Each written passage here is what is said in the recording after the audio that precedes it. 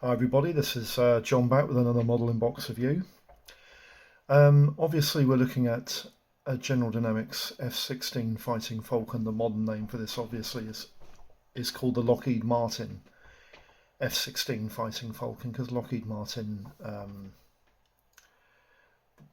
don't know whether General Dynamics merged with Lockheed and Martin Aviation to produce Lockheed Martin, or whether they just bought General Dynamics up. I'm not 100% sure, but the aircraft is definitely called the Lockheed Martin F-16 Fighting Falcon now. This is a single-seat F-16A from the Dutch Air Force, and it's an interesting and quite poignant picture because it's actually the model subject that I'll be building. But I won't be building the single-seat variant, and there's a very good reason for that. You'll see why when I get into the box parts. I'll be building the two-seat variant. Now, I haven't got an image of a two-seat Dutch. Actually, have I got an image of a two-seat Dutch? Yes, I have. I have got an image of a two-seat Dutch Air Force F-16B. And this is an example of the model that I will be building from the Airfix kit I'm about to do an in-box review on. Yes, it's the old 1980s release Airfix F-16A/B Fighting Falcon in 72nd scale. Now then, in-box review starts always as we normally do with the boxing history. This is actually the box that I've got an image copy of. This is the exact boxing. It was the initial release in 1982 of the F-16A and B Fighting Falcon from Airfix. It was released when under the ownership of General Mills, who of course used Palitoy as their agent for selling plastic models in Europe. I think a lot of them went through MPC in America, because that was the agent they were using in America at the time. But this is the famous blueprint image, which I always think is quite interesting, because they used an image of the actual model made up and put it on top of a blueprint, which I'm pretty sure, even if you look at this, it says locus of part P, locus of part B at the bottom there, and there's some squiggle marks for fuselage and canopy intersection, but I don't think this has anything to do with the F-16. I think it's just a blueprint of something that they've just put on the image. Which is quite interesting, isn't it? But that's the F-16 Fighting Falcon 1982 edition from Airfix. And then in 1982, a company called Gunsei Sanyo in Japan, they released this model from Airfix in the Japanese market, and probably in a lot of the Far East as well. If you can get a copy of this particular boxing of the Airfix kit, it's quite rare. And I can't remember how much I researched for the costs and everything that will come, but it will show in the options and costs when I read through the GUMP on this kit. But that's the boxing. You can usually tell Gunsei Sanyo kit, marketed kit, because it has the Gunsei logo here, and it's also got a lot of Japanese Japanese information here in that little box as well. But it's the same kit that you get from the Airfix release, exactly the same in every way. Then in 1982, also MPC released this model in America. The interesting thing about the MPC release is that it comes with different transfers, decals if you like, and also the plastic's sort of a sky blue colour, isn't it? Which is a bit unusual, but there you go. That was the MPC release, all in the same year, 1982, when they originally released the F-16. And then in 1986, the kit was re-released on the blueprint boxing again, but this time it had an Airfix flying hours box of 2 flying hours on the top of the box. And this was a release of 1986. These are actually rarer to get hold of than the original release, the initial release. And if you do manage to get hold of one of these, it might be quite collectible. But that's the 86 release with the 2 flying hours logo on the front of the box. Then in 1988, the format for the boxing changed under the ownership of Borden Incorporated. This was when Humbrol, which also had Heller and the Humbrol Group at the time, was marketing the Airfix models, and a lot of Airfix kits found their way into Humbrol boxes. Heller boxes.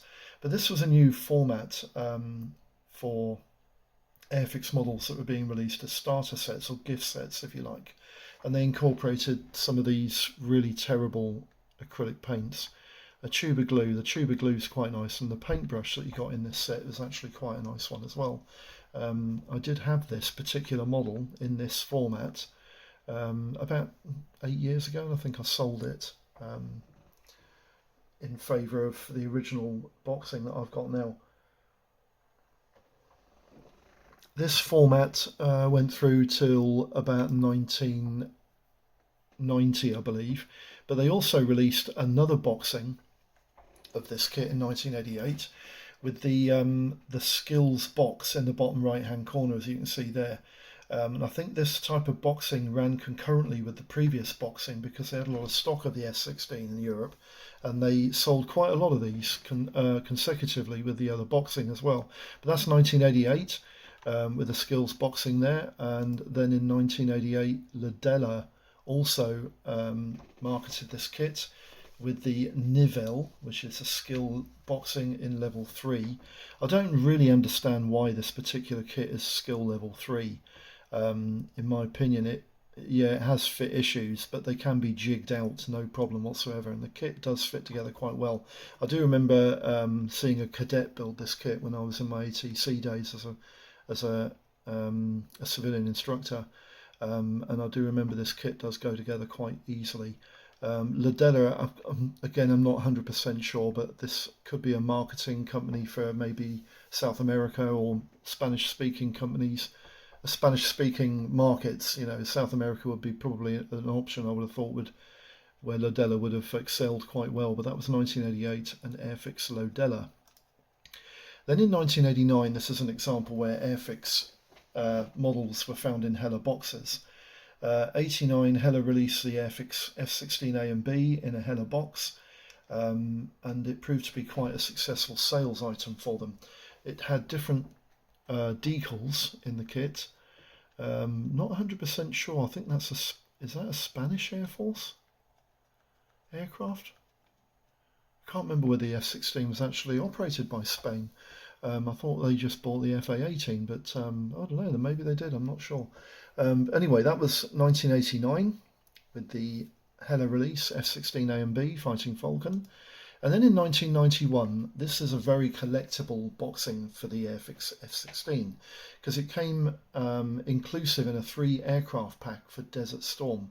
And this was released the year the first Gulf War commenced.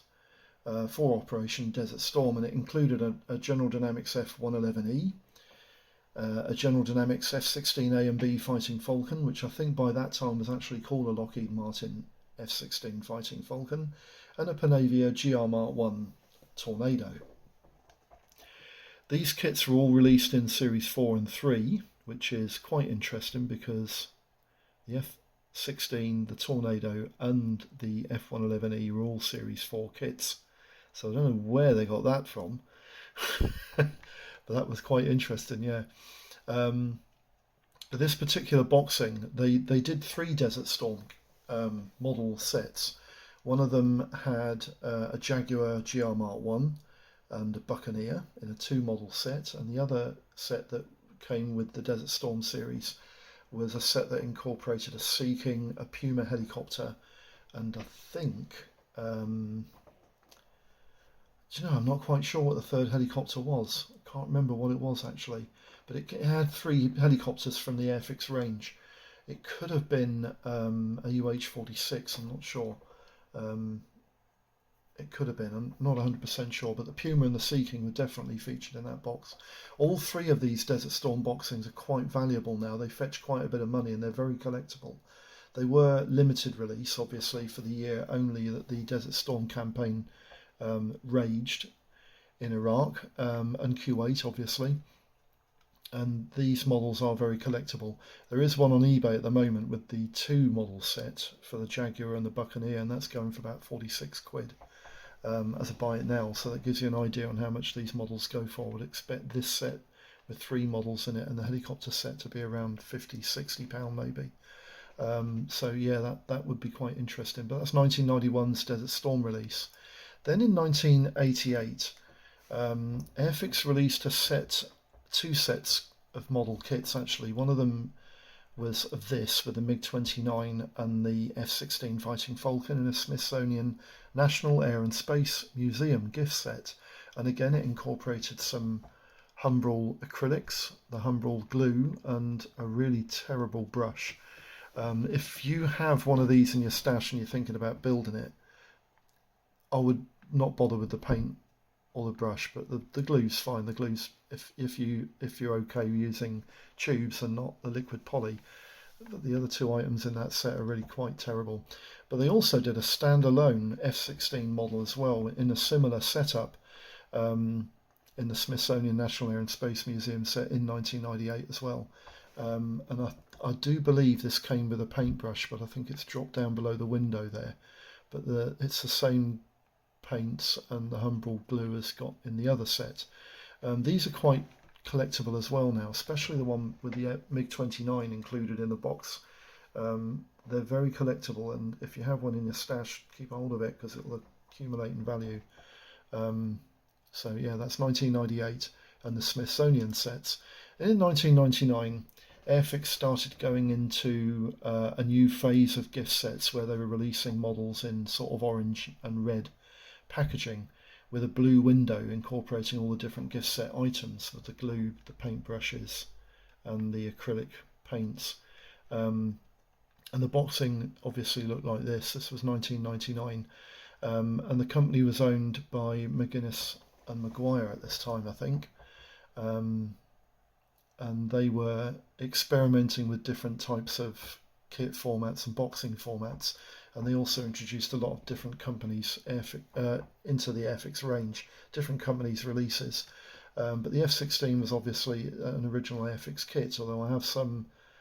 I'll talk about that when I get to the parts in a minute. 1999 goes through to 19. This is another release by Airfix in 1999 of the kit standalone without the gift set.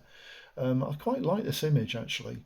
It's quite an interesting image of the F-16, and it sort of lends quite a lot of depth to the aircraft's capabilities in many ways, with it flying over the top of the mountain range there, probably somewhere in America, and it's armed with two Sidewinder missiles and an extremely large drop tank.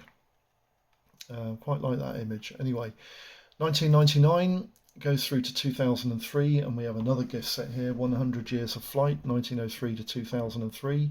This set is very collectible. It often commands prices in excess of £60, and again, it's quite a rare find. If you have one in your stash, again, keep a hold of it. It will accumulate in value. You do have some paints. There are 12 acrylic paints, a couple of brushes, and a liquid poly glue set there in the box.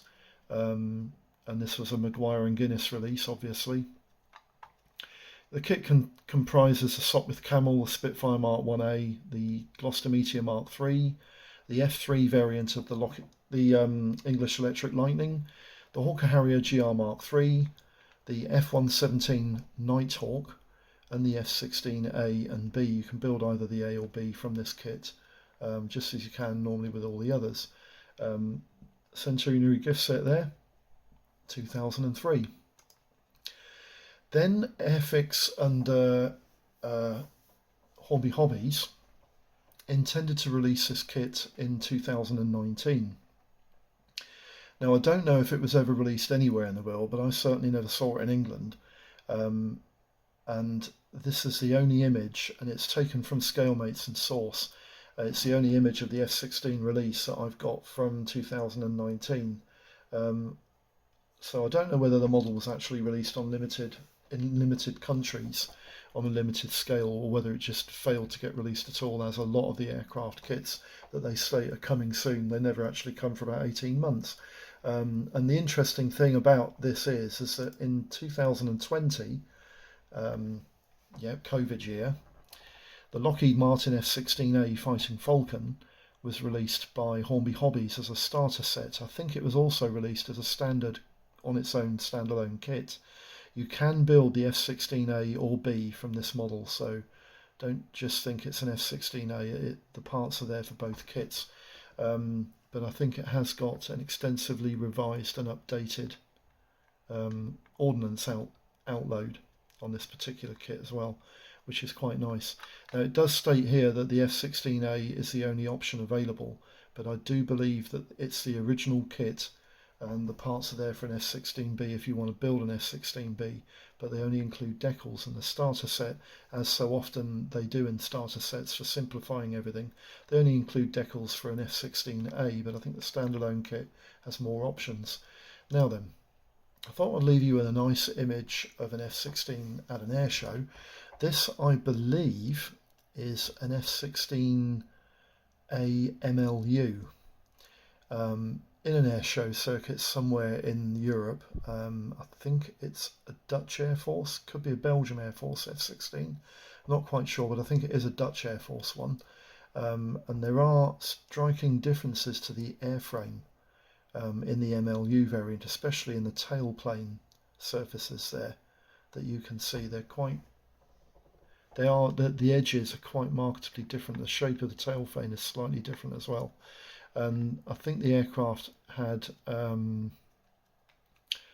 revised control surfaces and avionics to make the midlife update version of the F-16 extend the airframe's life for possibly into 2025, 26 maybe. I think that's when they're looking at replacing the F-16 with maybe an upgraded F-16 model, I'm not sure. Anyway, that's a nice image there. I thought I'd leave you with that image. What I want to quickly do is just bring the camera down, sorry about the stand lads, and show you this kit in its glory. It is quite a nice kit, but I have got a few questions over it, which I'll go through in a minute when we have a look at the boxing. Sorry, I'm tucking into a cup of coffee here at the same time. Just have a quick look at the box. You can see this is the initial release from 1982, Series 4, as you can see there, modelled in 1/72nd scale. It's quite a big box. You can see it's about twice the length of my hand and about 1 times the height, the width of my hand rather. It's quite a nice boxing. The only other information you've got on the side here is from a Humbrol product, Humbrol Limited in Marfleet. And there's some information there in French as well. You've got the colours required in Humbrol and the Airfix range, obviously not included. And then you've got some flags commemorating, model kit instructions included. And they cover all those different nationalities that you've got flags for them there. We'll just have a quick look at the instructions first, what I often call the D-structions. And then we'll have a look at the kit in depth. And I have got a big issue with this model. This kit was purchased from eBay a number of years ago. I've had it in my stash quite a while. The front of the instruction leaflet is quite large. It's bigger than A4, but it's not quite as big as A3. It's sort of 2/3 of A3 in size. But when you open it up, it's sort of 3 A4 sheets across, I would say, about that. The kit builds up in 11 steps, and the 12th step being the paint and decal guide. And on the front you've got some interesting information, stats on the F-16 in 8 different languages, which is quite nice. So you've got some general instructions and some icons at the bottom there. They're keys to tell you what to do in the construction of the kit. Quite easy to follow, really, quite self-explanatory.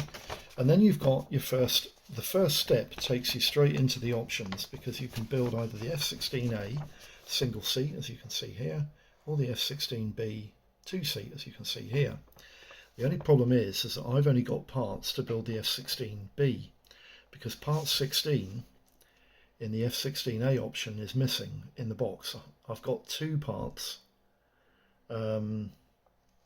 2 parts 19, which features in section 2, and you'll see that in a minute. I don't know why he's put 2 parts 19 instead of a part 16 and a part 19 in the box, but it doesn't really matter. I have got several other F-16s in my stash, which I'll probably build more F-16As from, so that I'm not really too bothered about that. But I'll be building an F-16B from this kit. In section 1, you're basically putting the airframe together, and choosing which option of aircraft you want to build, a single or two-seat variant. And there's quite a comprehensively laid out cockpit interior there with two pilots' joysticks. The joysticks on this model, yeah, not sure whether they're correct or whether they're incorrect. I think they are correct because the F-16 is a fly-by-wire fighter. It was one of the first fly-by-wire fighters, and it incorporated a joystick flight control stick, very similar to what you get when you fly computer simulation games, flight simulator games. You get a joystick with a computer, and it's a very similar affair in the F-16. It's quite a small joystick that comes to quite handily to your right hand, and you fly the aircraft through controls initiated through the joystick through electronic signals that go through to a central computer that make the control surfaces of the F-16 perform what you're asking them to perform, which is one of the reasons why the F-16 is incredibly agile and has such a small flight envelope, even though the aircraft's flying at about 300 to 400 miles an hour, and can give quite convincingly high agility and interestingly tight display formats in air displays, and they make for quite an interesting air display flight section within a display at an air show.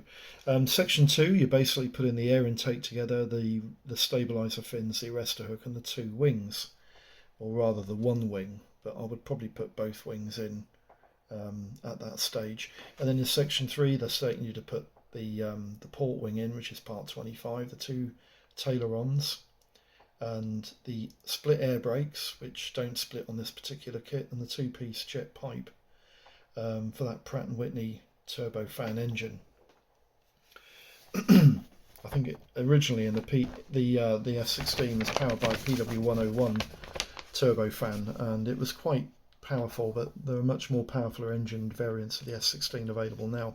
In section 4, you're basically putting the undercarriage and doors into position. It looks quite a complicated main undercarriage arrangement, but as I said before, I did see a cadet at ATC put this kit together, and he didn't really have any problems with that main undercarriage arrangement. It does go together quite well, and you can see where everything goes just by test fitting everything.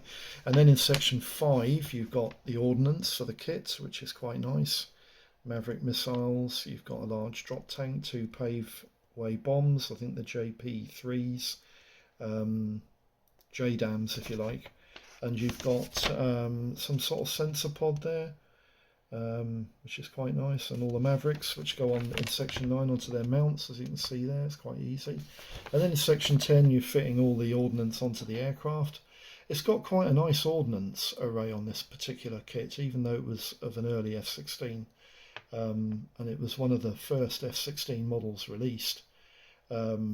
Although, no, sorry, that's not true. It wasn't one of the first.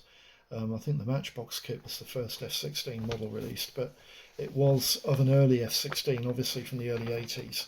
And it has got quite a nice array of ordnance to fit to this particular model. Then in the paint plan and decal guide, you've got two different options. You can build an F-16B, and this is what's quite interesting because they're stating the F-16B definitely pertains to the Dutch Air Force version, the Royal Netherlands Air Force version, and the F-16A is for the single seat variant, which belongs to the United States Air Force. Interesting that you can't build a two-seat American or a single seat Dutch Air Force one. It would have been quite nice to be able to do that.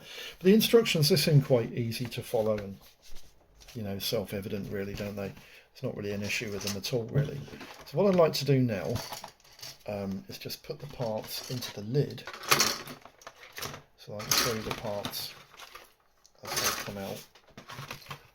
We'll have a look at that in a minute. We'll have a look at that in a minute. I've got a couple of parts missing on this kit, but we'll look at that in a minute. One of the things I do like that this particular seller did is that he taped over the paper cover sheet for the decals, and this actually does two things.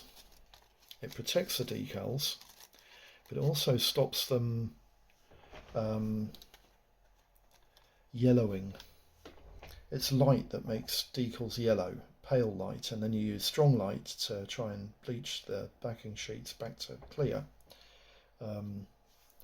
which is interesting. The markings on this particular kit are not fantastic, I'll be honest with you, and there's not an awful lot of them. But the register on them isn't bad, is it? They're quite nice decals, if you understand the fact that there's not an awful lot of them on there. Yeah, but they are quite nice, and you've got the in-flight refueling guide there that goes on the back of the spine. There's a couple of common to both decals there, quite nice, and yeah, they look okay. They're not what I would call cartograph, but they look okay, you know. Transparency. A lot of people think this denotes the quality of the kit. I'm not so sure, but these transparencies don't look too bad at all. They're quite clear. I'm going to try and do something with the 2-seat transparency that I've never done before with this kit. I'm hoping it's going to work out, because I'm going to try and give it a gold wash, because the F-16 actually has a gold coated canopy, and I have asked several pilots at air shows why it has a gold coated canopy, and the only answer I get from them was, sorry man, that's top secret. But there's actually a part missing off this particular kit, the transparency set, and it usually goes here, and it's missing it. I think it's a gun sight that goes on the forward section instrument panel cover for the front pilot, you know, for the pilot, if you like. But the transparencies are pretty okay. They're not too bad. We'll just open. Actually, yeah, we'll just open this particular bag up, because there's a couple of things in here. This is a spare part that I've got. It's actually the lower air intakes part. I've got one of these on the sprue, so I don't really need that. The two pilots, they're run-of-the-mill Airfix pilots from the late 1970s and 80s. A lot of these guys are found in Airfix jets, quite commonly, of all nations.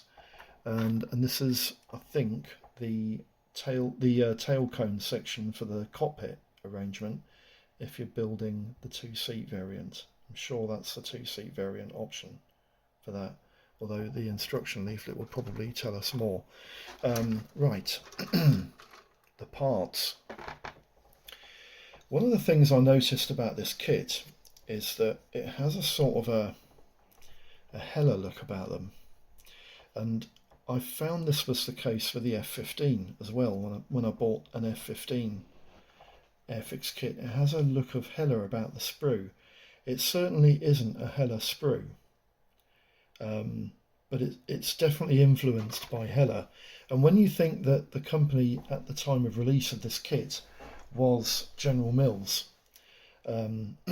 which means that the kit came under the marketing prowess of Palitoy, it has nothing to do, this kit has nothing to do with Humbrol Group at all. So the thought that it could be a Hella mould is completely preposterous, because this kit was released before Humbrol Group had anything to do with Airfix.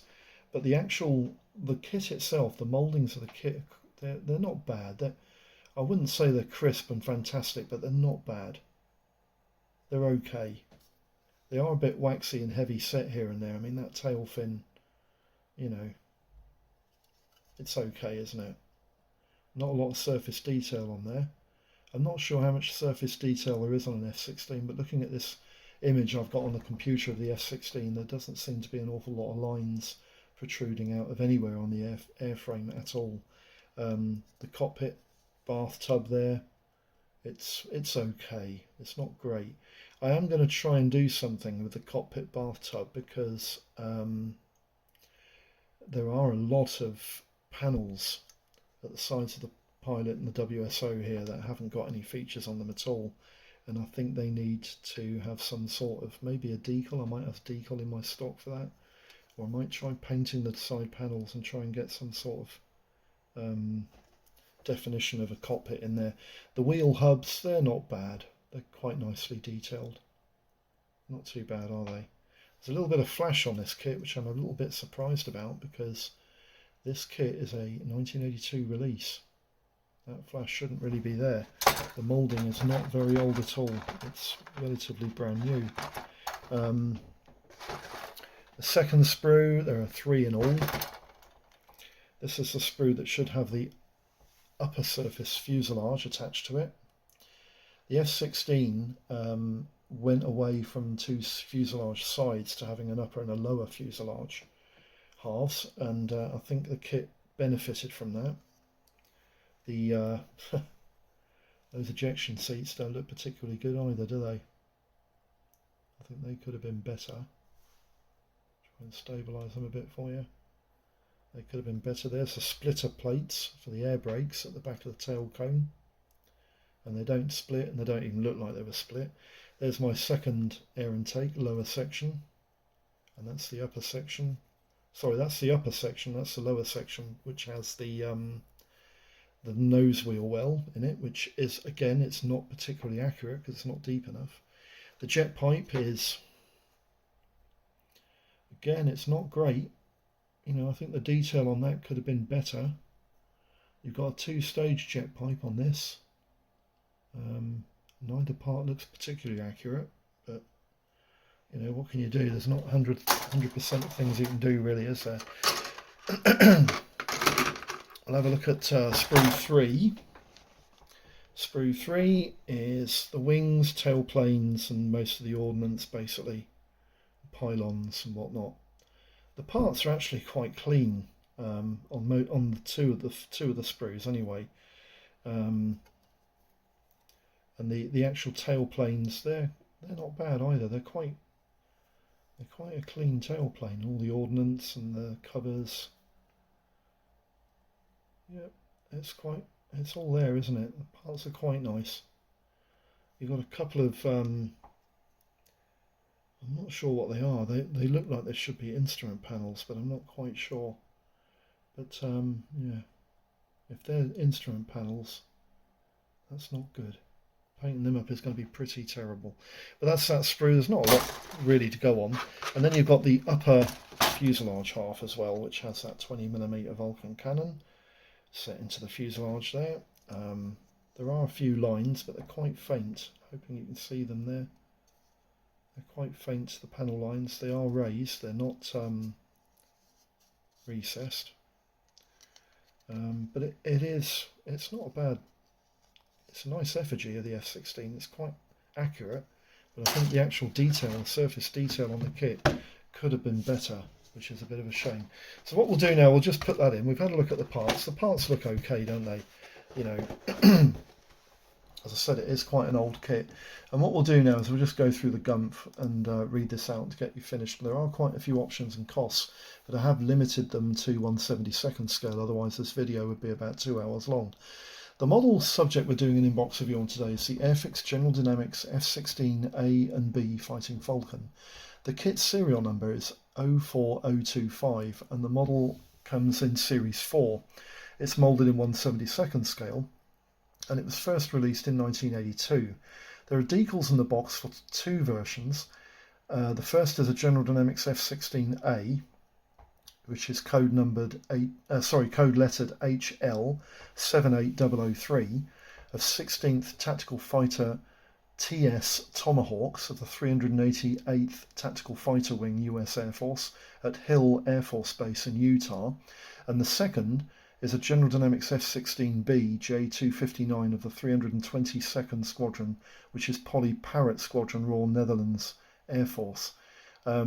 The information about the F-16A US Air Force variant took quite a bit of finding out, because it doesn't tell you what either of these 2 squadrons are in the box.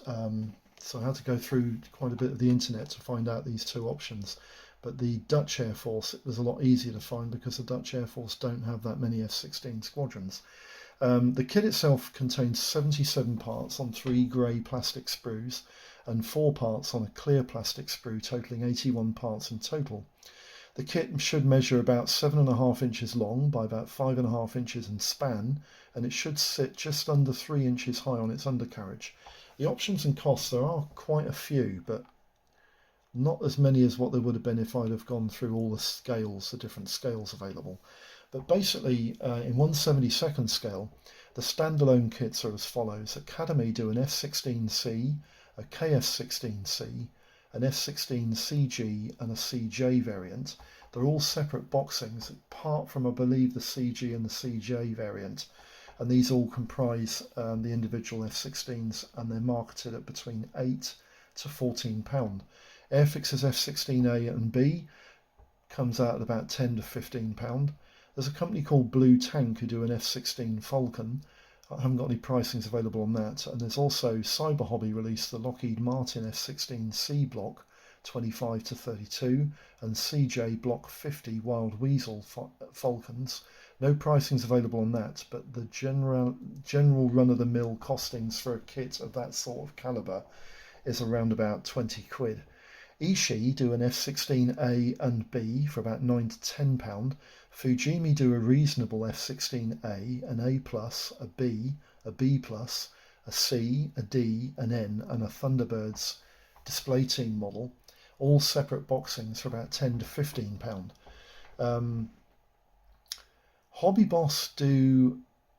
Hasegawa do an F16A, A+, B, B+, C, D, E, F, and I, which is an Israeli variant, the YF16, which was the prototype, the FSX, which is a special experimental version of the F16, and a Thunderbirds display team aircraft. These boxings are all separate, and they come from as little as 5 up to about 15 quid. Hobby Boss do an F16A and a B in separate boxings for £14 to £18. Income do a pretty terrible F16A, B and an N for about £15 to £18. Intech do a similarly pretty terrible F16A, B and C and D for about £6 to £14. Italeri do an F16A, B, C and D for about £5 to £20, which is actually a nice option. The K and K models, which is a VAC-form kit of an F16, no pricings available on that, but I've seen images of the VAC-form sheet that you get and it doesn't look fantastic. Kinetic do an F16D block 52 and an Israeli I variant for about £18 to £20. This kit is really nice. Marquee do a pretty terrible F16A, no pricings available on that. Matchbox do an F16A, B and a Thunderbirds release for about £10 to £20. PM Models do a General Dynamics F16A and a Lockheed Martin F16C in separate boxings. The A variant was an older release for about £9 to £11. Revell build the F16A, B, C, D, MLU and YF16A for about £4 to £26. Scale Wings do an F16N, which is the IDF variant, for about £17 to £20. SMER produce an F16A and B.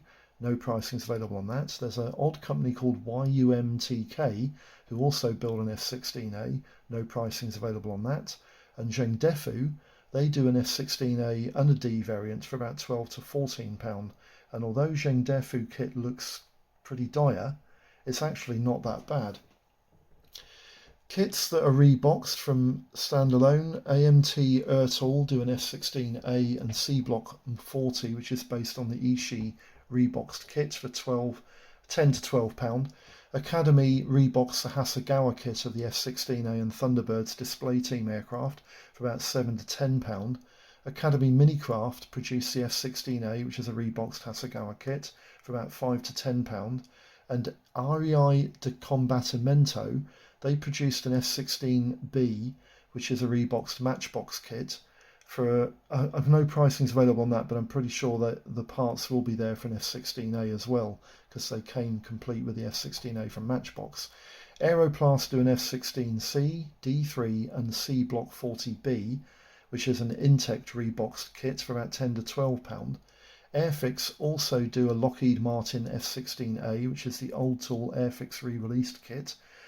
£17 in the shops, but I have seen it go on eBay for about 20 quid.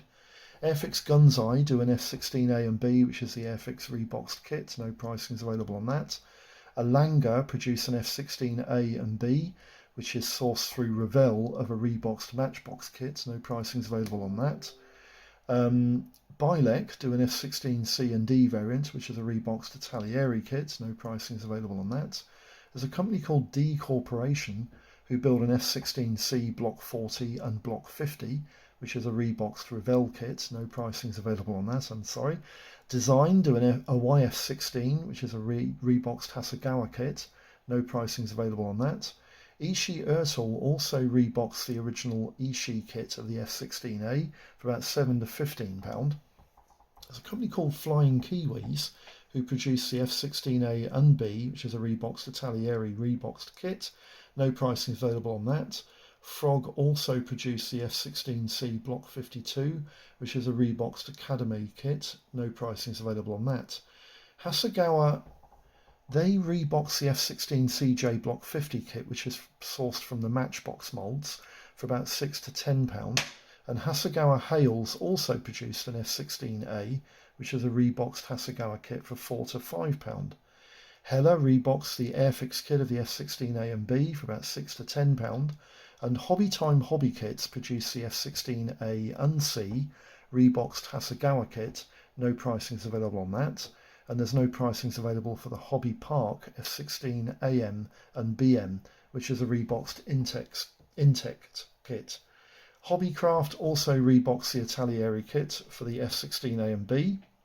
That kit retails for about 20 quid. And Kitech produced a Zhengdefu rebox of an F-16A and D for about £5 to £8. It's a really good, well-priced, cheap, canny little kit. It's quite good. MPC reboxed the Airfix kit of the F-16A and B. No pricing is available on that. The Intech kit was reboxed by Mastercraft as the F-16A, C and D. No pricing is available on that. The F-16A, C, D and Thunderbirds kit reboxed from the Intech model was released by Mr.Craft for about £7. Terrible option, that model. Minicraft Hasegawa reboxed the Hasegawa kit as the F-16A. No pricing is available on that. Monogram did the Revell rebox kit as the F-16A, the YF-16, the F-16C and the F-16XL. Under Thunderbird's display team aircraft, the F-16XL is about 35 quid, but I've got no pricings available on the Monogram option. Park Models reboxed the Intech kit of the F-16 AM and BM. No pricings available on that. And Matchbox found its way into a Revell release for the F-16B Tiger Meat. For about £13 to £14 you can often get that kit for. Now Revell also released the Revell Rebox kit through Lodella and Takara, both of the F-16, no prices on those two either. Tamiya's F-16C is a reboxed Italieri kit, available for about £21 to £22. Testers also released the Italieri kit as an F-16B from the IDF and a Thunderbird's display team kit. No pricings on that. And Trumpeter reboxed the Income kit of the F-16A for about £20 to £24. Conclusions. Now, I'm not so sure of the origins of this kit, as it looks similar to Hella sprue trees in a similar way that the Airfix F-15 does, but the quality is really just okay, with quite a bit of flash here and there, sometimes being quite severe.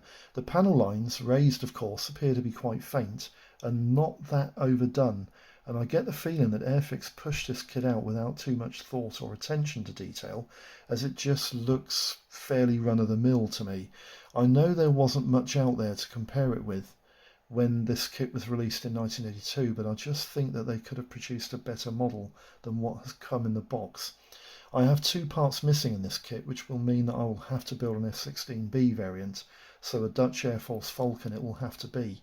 Kits worthy of note are the Revell and Italieri based models, which seem to receive the best reviews online, but steer clear of the kits that were released by Aeroplast and Intech and PM models.